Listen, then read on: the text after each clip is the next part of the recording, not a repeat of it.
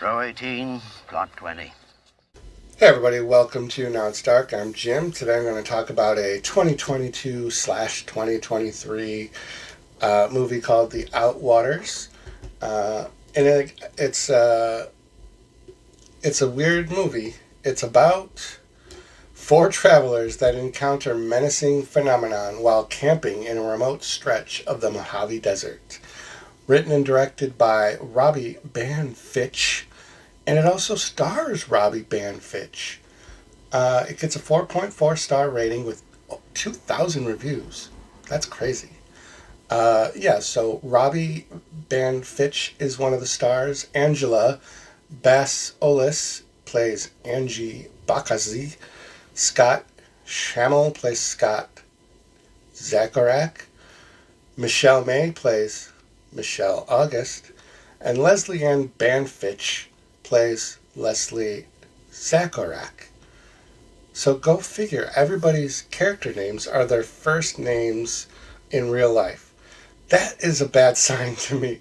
That means, maybe it was by design, or these actors are so not normally actors that it just was easier just to call everybody by their first names. That way you couldn't screw it up and have to do a retake because, they're in the desert. And who wants to do retakes in the desert? So the storyline tags, and I do this every once in a while, is time travel, female rear nudity, found footage, camping, dimensions, and 25 more. So they just tag the crap out of it. The genres that it's supposed to fall in is horror, sci-fi, and thriller. I would introduce the genre of boring, because that's what this was for me. And I really wished I would have paid closer attention, because sometimes I just do blind watches, which is what I did with this one.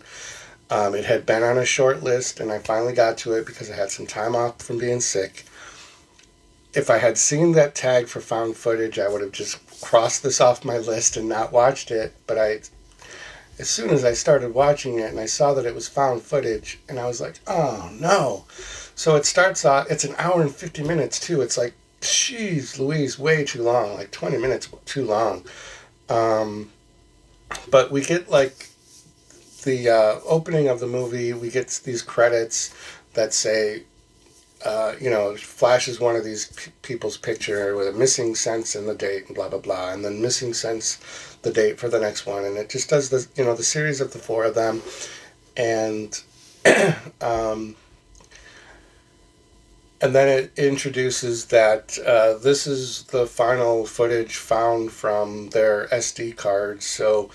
So there's kind of like three chapters of the story, and they're identified by the SD cards. Card 1, Card 2, Card 3. I don't know that it makes a difference. The first card is obviously just the introduction of these four main characters. And for a minute, I thought one of them might have been their mom, because there's also a phone call with mom. And one of the four that ends up going into the desert might have been the mom. The two guys are brothers. The other female is a singer.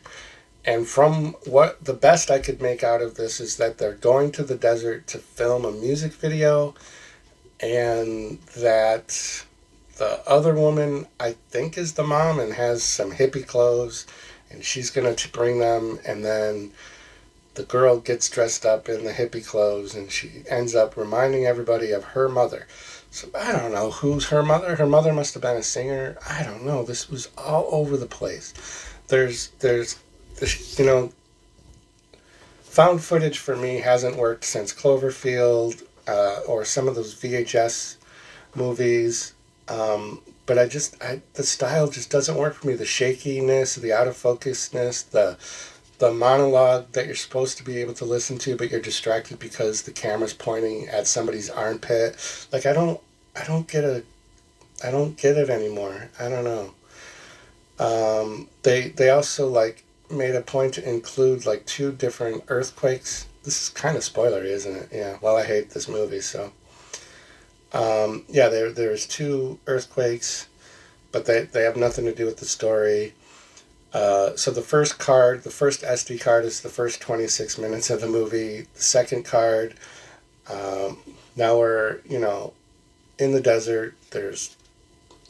They did a lot to play on the sounds and the stuff like that. And I don't know, like, I'm not, like, it is so confusing, this movie. But there's, like, thunderstorms, and, like, it looks like somebody might be off in the distance, but that's only for, like, a split second. And then maybe there's, like, these snake creatures that are invading each person or whatever, or they're eating them. I don't know. But then all of a sudden, like, they're all separated, and then it seems like there's only one of them left, and then they'll find another one in the dark with just the flashlight, and you can see the little huddled body, naked and bloody. But then they're holding an axe, which you kind of saw earlier in the movie. It just really was dumb. And then the one guy cuts off his wiener. He finds like a shark tooth and uses it to cut his own penis off. Right in the desert, just left it. Yeah, so very, very strange movie. I guess if you're into, like, having severed penis, then there you go. They definitely tried to hit all of the traditional found footage things, like flashlights inside of a tent, and flashlight that works for a second but that doesn't work for a second, and when it's not working there's loud noises and you don't know where they're coming from, and some things off in the distance like strange lights, and like they try to hit all the found footage stuff. I don't know, just really, really bad movie. I'm really guessing that 5-star ratings, well, let's see, I had it written as a 4.9 star when I watched it. It's 4.4 now, so it's going to keep going down. Its popularity rating is going down. But if you've seen The Outsiders and you liked it, please change my mind. Or if you're still a fan of found footage films, suggest some that are still working for you, and then maybe I can check those out as well. But for now, I would not recommend The Outwaters at all. Very, very weird.